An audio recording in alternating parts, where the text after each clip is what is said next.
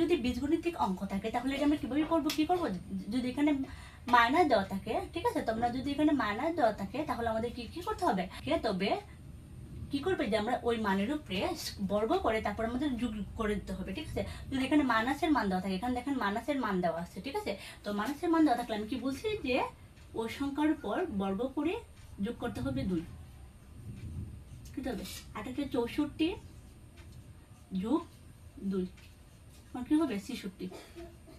জটফট সমাধান। আর এটা সূত্রটা কি,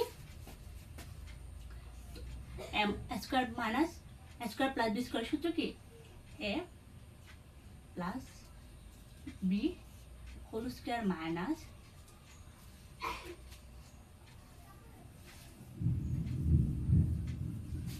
জটফট সমাধান।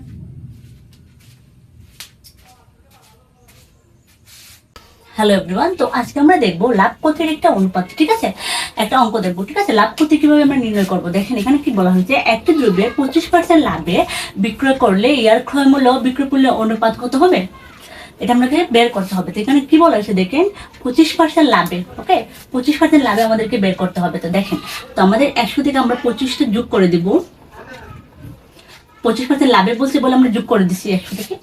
তো এখন কি হবে 125।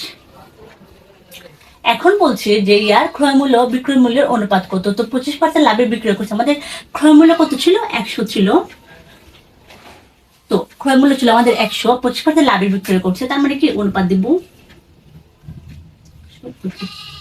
তো এখন দেখেন, তো এখানে অনুপাত করলে কি হবে, এখানে দেখেন আপনারা 4 বার যাবে, ঠিক আছে, আর এখানে যাবে 5 বার, ঠিক আছে, 4 25 100 আর কি 5 25 125, এখানে হবে 4:5।